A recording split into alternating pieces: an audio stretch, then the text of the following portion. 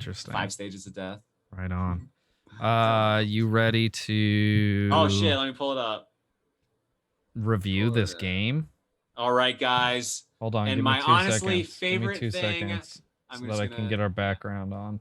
Yes. All right, and So, just so you guys know, the background gameplay, I couldn't find any of Josh's background gameplay for Paper Mario, not a lot so of we're it. using a YouTuber, Prophasia Gaming. If you want to check out their YouTube, I'm just using their playthrough for our background.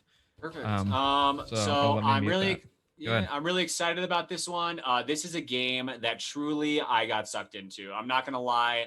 Just first impression at the end, I like really felt attached to the game completely after it was all sewn up and done, and I was just like so attached to how they sewed up the Like storyline and they folded everything. everything together, They literally folded like it and mailed it. Will you play it again? Is it like replayability? Origami. I do Like want Paper to Mario and Thousand Year Door? I want to speed run it almost immediately now. I want to speed run it probably next month, I think. Give it a little time to simmer so I can forget, but I did 100% at this time. So I think I know everything about the game. I think that gave me a more full experience too, whereas a lot of people were giving negative reviews about this game because like they're kind of just running through and they're like, oh, okay, whatever, it's pretty surface level. But like it's really meant to be fully explored, I think. After fully exploring it myself, I think you're supposed to do that. That's And how I felt about Ghost of yeah, Tsushima. and that's like great. I think games that encourage that but don't force it is good. It Yeah. just sucks when the game isn't as good when you don't do that. And that's fine. If you didn't want to do that, go for it. You're just not going to get as full of an experience. I'll tell you that. If you 100% this game or get everything and look at everything and talk to everyone before and after certain events, like it's very awesome and the characters are really incredibly done. I loved like talking to characters after a certain event happened, and it would be like they'd actually be affected by that event, like just like in Thousand Year Door, they'd be like, "Oh, remember when that guy ran through here?" Oh, well, I don't know. I'm just making a reference, but so that felt really cool. Let's see here. Let's go through the list now. When you play it, where is it available? So this is Paper Mario Origami King. This is going to be on from Intelligent Games. So they've been doing all the Paper Mario games. Actually, it is crazy that they fucked up so many of them. Well, didn't Intelligent Games get like shit canned and then Nintendo absorbed them? Did they go under? I don't really know, honestly. I don't know if they were just like partnering with Nintendo for the first few Paper Marios and then got absorbed or not. I'm not really sure if they're still standalone. Because I remember doing a news piece on them, like closing down Intelligent Games, and this was before Paper Mario Origami King got announced. Oh yeah, which was only like 2 months ago, by the way. Like, we got announced like 4 months ago, I think. Yeah. So it's on the Switch. It's only on the Switch. And here we have the release date was July 17th, I want to say. And then Switch. It's $60. It cost me $65 after tax. I was pretty happy about that price tag. I was able to pick it up on launch day very easily from GameStop. I'm pretty sure it's still fully stocked if you want to pick it up. It's not like an Animal Crossing where you can't find it anywhere. What did you like about the game? Yes. I'm just reading the template here, everybody. That's what I do. I think it's a great way. Yeah. So what do I like about the game? I will say the strong parts were the story and the world. Like the world itself and the feel of the world, I cannot express enough how magical it was. And I love bragging on that fact because I feel like a lot of people, I watched other reviews and whatnot, did not press this enough. This game feels fucking amazing. It looks gorgeous. It is the best looking Paper Mario game to date. Well, and it was also one of your biggest concerns about the game going into it. Yes. One of my biggest concerns was that it wasn't going to feel like Paper Mario. And to me, combat aside, I'm just cutting out combat for now. Like as the Paper Mario games, it's very the story, the overall like way characters interact with each other, the lay of the land and the way the world feels is really what's most important about the Paper Mario series. Like Thousand Year Door, when I think about Thousand Year and all the great parts. Not gonna say I told you so. But I fucking told you so. I'm getting there though. I'm still on the good parts. All right, continue. All right. when I think about Thousand Year Door, of course I think about the combat, but my mind immediately goes to the story parts and like what's great about how that game feels. And to me, Origami King, it's the same way. My mind kind of overlooks the bad parts immediately, and I'm just like, yeah, it feels fucking great. I really love this game for how it feels immersive wise. The sound. Wait, we're getting into each thing. Okay, hold up. So I'll go through the things that are good in this category too. So the art style is fucking gorgeous.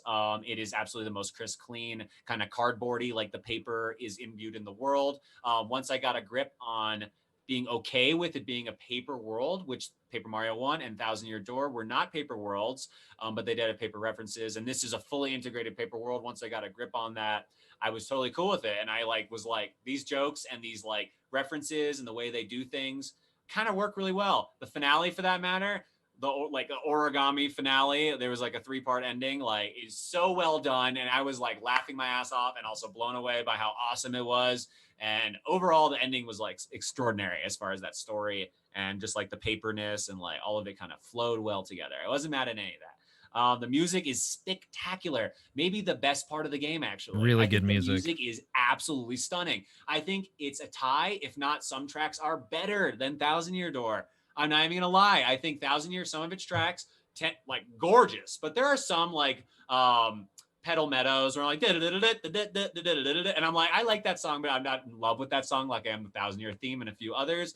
And in this one, Origami, I really feel like every song was a knockout. Like every single track, every little iteration of Toad Town, and like everywhere you went, like, oh, you're underwater now, and oh, you're in this cave, so that song changes. Like everything was so well done, just like how Mario does, where it like blends that same song and like does all the things are just amazing. Every area had a unique track. Fucking knockout. And Koji Kondo did not work on this, although I think he was like a reference or whatever they call on a consultant on the game, but I don't think he actually composed anything. But he was credited. But let's see here. How is the sound design? What the fuck am I supposed to?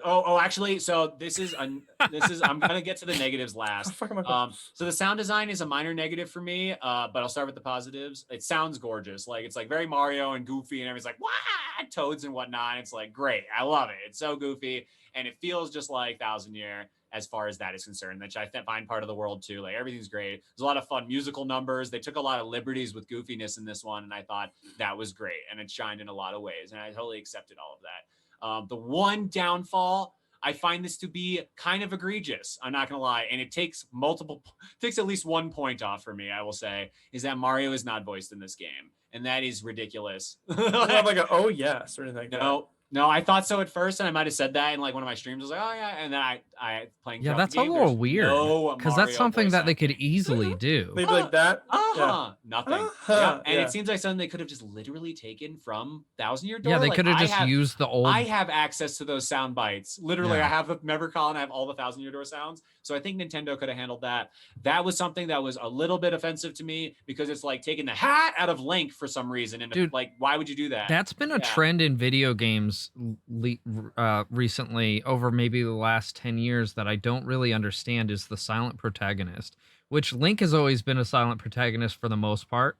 But still sounds. But he does make sounds. Emotes, but like, emotes, more and more games like just give you a 100% silent protagonist, and I don't understand that. Like, because I feel like, especially if it's a game where you're playing as a character, it's one thing if you are creating your own character, right? So you're supposed to be that character, and so like they're not going to put your voice in there, obviously, right? Yeah. But like especially in like single player games, things like that, to have a silent protagonist doesn't really make much sense, and I feel like it takes away from the soul of the character. I think it's a little lazy in certain aspects. I think it's different. I think Zelda and a few others are a rare exception because in Zelda, Link is like he's almost like a reflection of everyone, and he shows the best in everything, and he brings out the best, and everyone bounces things off of Link. But like normally the silent protagonist, like you don't ever find out anything about them. Like you don't know their intentions a lot. Like you're saying, it almost feels like lackluster writing. And yeah, I totally think it's kind of weird to do. But also at the same time, when my protagonist talks needlessly, I'm just like, also kind of annoyed by it. So I don't know what I like better, really. Yeah. But Mario is like the sweet spot. He's like, it's a me. And it's like just enough that you get a little taste of Mario and you love it every time. So taking that out of the game was a downfall for me. That's like a point off in my mind. Let's see. And then let's move along. How long did it take me? So the game, I'm going to speed run this game as in just run through it, not necessarily like try and grind it out the fastest possible, but I'm just going to run through it without 100%ing it. I would assume that probably takes 15 to 25 hours on average, depending on how slow you go. And if you want to collect a little more things, like 15, 25 hours, probably can be done in 10. The world record, I would bet, is going to be like 5-ish hours or less, maybe. I put in 55 plus hours into this game, 100%ing it. So I think that's really nice to know that if you 100% this game, you are going to be getting around 60 hours probably into it. So as someone who's naturally like naturally good at Mario games, I'll say I didn't really have to like learn too much more except for the combat. So I would say that I may have gone faster than some. So like, younger people and people who are less experienced in Mario would have a great time being immersed in this for a really long time. It's one of those games that beating it, I'm kind of like sad that I now have experienced it all because I really do like it a lot. It's really in there for me. It's great. Let's see. Was the game difficult?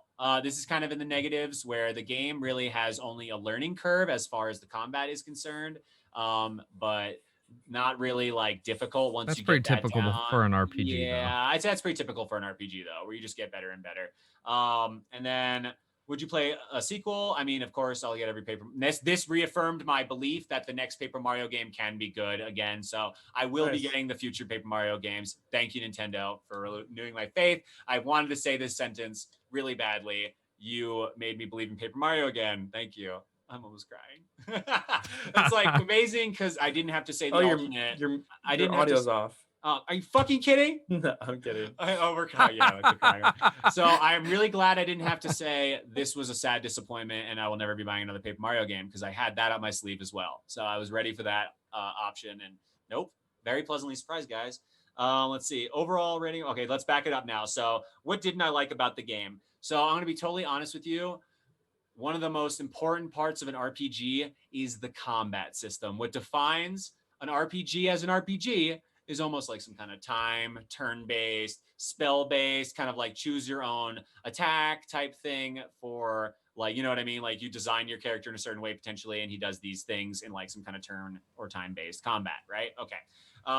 This took a lot of new liberties with the combat system, and I will say this is a big downfall for me overall. When I look at the grand scheme of the game and how amazing it was in certain ways, this is the one thing that glaringly stands out as the weakness for the game.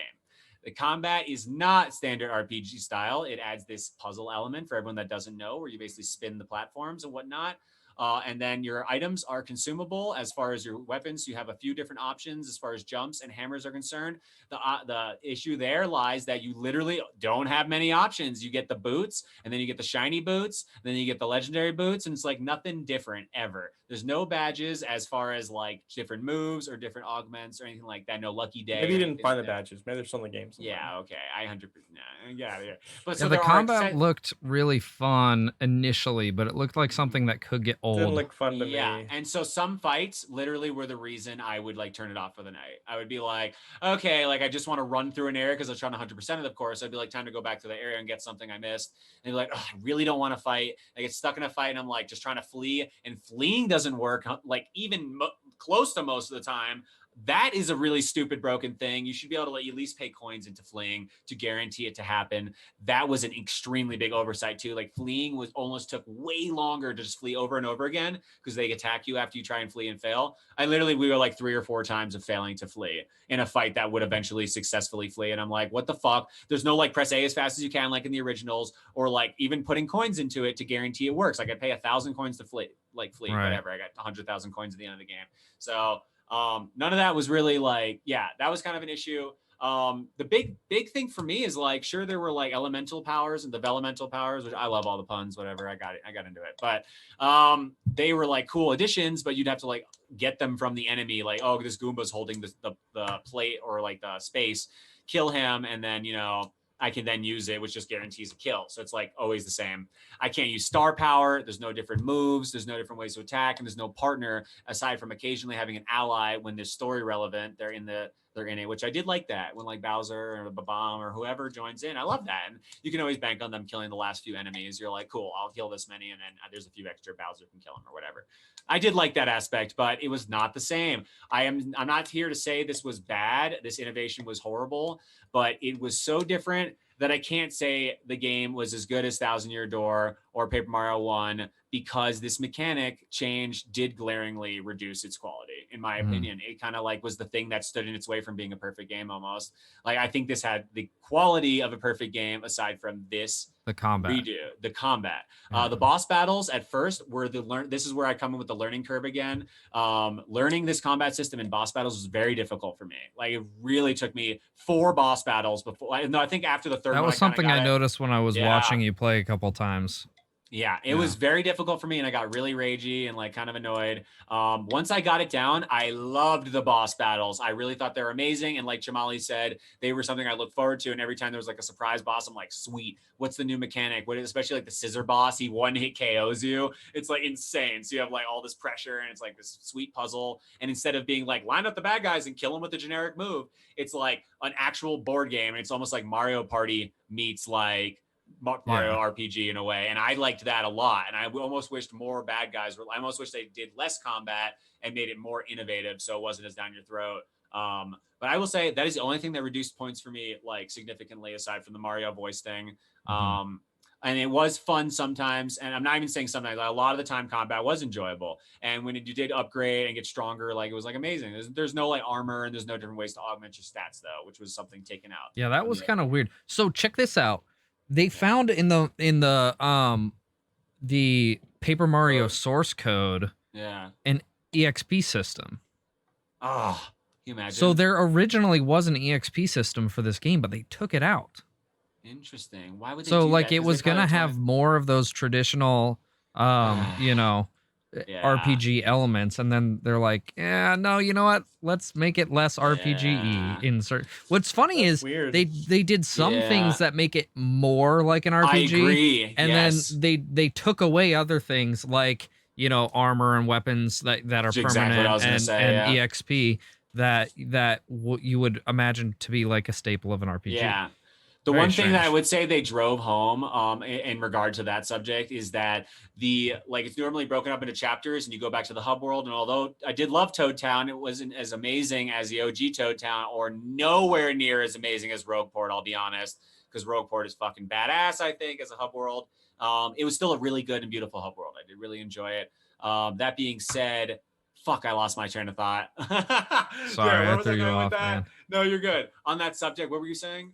Well, I was just saying the fact that they added in some RPG elements but took some away. Yeah. So the best thing for me was that like the chapters and you would come back, but this one was more like a rolling story where like you get to the end of the next chapter and you would see the beginning of the next chapter and you just like go for it, and there's no like breaking up of chapters. And although I love the interims in Thousand Year and in the original, they do kind of break it up, and that might be a slight downfall of Thousand Year even now looking at this format. The chapter breaking, although I missed saying like da na na like the chapter thing, I do miss that alone.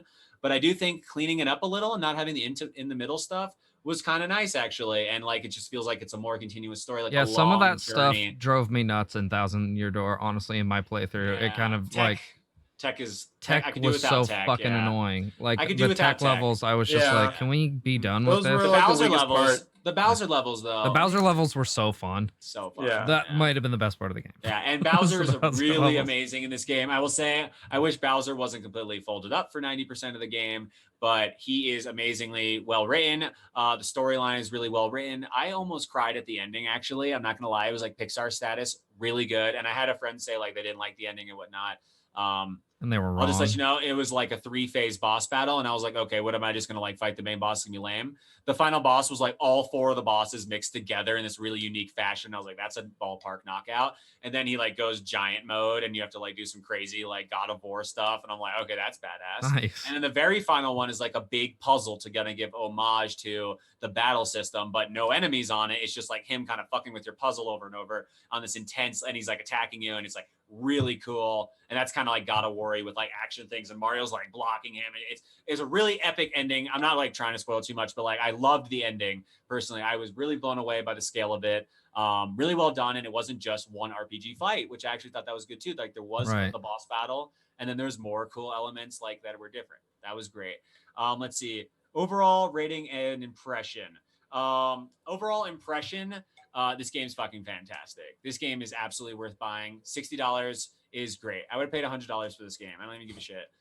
Fantastic. I really love this game. I really highly recommend this. Overall rating, again, the battle system withdraws the fun and yet does not detract from the overall game. So like, you know what I'm trying to say? Like it doesn't hurt the game to the point of disrepair. You can learn to love it if you don't just say like, I can't do this, whatever. Just go with it. It does get like more fun and learnable, and the learning curve after like the first chapter, like you're pretty much into it. First or second chapter, like you're good. So I think there's a slight learning curve, and then it's just a breeze, and it's really fun. Totally worth trying out. But again, it's just not the same battle system, so brace yourself for that. But overall, amazing. World is amazing. Music amazing. So many things about this game are 10 out of 10 in my mind. But again, the battle system does bring it down a little. So my overall rating, put a lot of thought into this. I give it an 8.8 overall. And I think that's pretty good for me because I was really holding myself back from the 9s. But I do believe that the battle system chunked enough of it off. But still, 8.8. I really think this is amazing. I do give Thousand Year a 10, and I give Paper Mario 1 probably a perfect 10, if not almost a 10 in my mind. So I think this is pretty good comparatively. I would highly recommend buying it. I don't think it's, if you can handle the battle system, you should play this game. It's fucking amazing. Oh, I'm glad you liked it because, I mean, as many people know, when this first got announced, your outlook for this game was not good. Yeah. So a little backstory we're talking about is shitting myself basically when this was announced, and I immediately shivered in my seat. And me and Colin were like, "It doesn't look good. I'm scared." We were scared. The trailer didn't do it justice. No, like it really didn't. It seemed really like minimalistic and simple. The trailer really did. I would have loved to see more. Are you a dumb guy? I would have loved to see like dialogue, like a scene of dialogue as the trailer instead. Almost like a few scenes and then some like little bits of combat and stuff, but like a more upfront trailer because we didn't really get enough. And then even when they did the extended one, it was just like all about combat, and that just made me nervous. And I was like, can I just see what the game is all about? So well, and especially because the combat isn't really as good as other games per se. Like seeing that was the main focus of the combat was like, because when I first saw the combat in the first trailer, I thought that was a mini game. Like I didn't think that was the combat. I did, and I was scared. And then when it got announced, or when they showed that was the combat system, I was like, ooh, I don't know if... Like, and again, it looks fun for a mini game, but it don't look like something I want to spend the entire game doing necessarily. Yeah. I think this is a game you have to have a friend like me play in order to play, or else it can get overlooked very easily, like with Starlink. I feel like it should be played. If you're a Mario fan, Colin, I'm looking at you. I feel like you should play this game. If you are a real Mario fan, I think this qualifies in the Hall of Fame of great Nintendo games. Even at an 8.8, I think this is really, really a Mario game. And I really do respect it. And it's entered the Hall of Fame for me. So like 8.8 is still great for me. Again, there's just a little more frustrating parts than normal, but like it's so rich. It's so deep. The characters are great. I know a lot of people didn't think so, but like I talked to them over and over again and went back to the fun areas just to explore and collect 100%. And like they all change dialogue, and there's different fun side things to do. And overall, the world felt huge, and it was great. I could rave on it. Yeah, right on. It's really good. Yeah. So overall 8.8. All right, I'm gonna take the background gameplay off here. I'm tempted to bring it into the 9s even, but like I think the combat is just that different. Yeah, but anyway. Right on. Right on.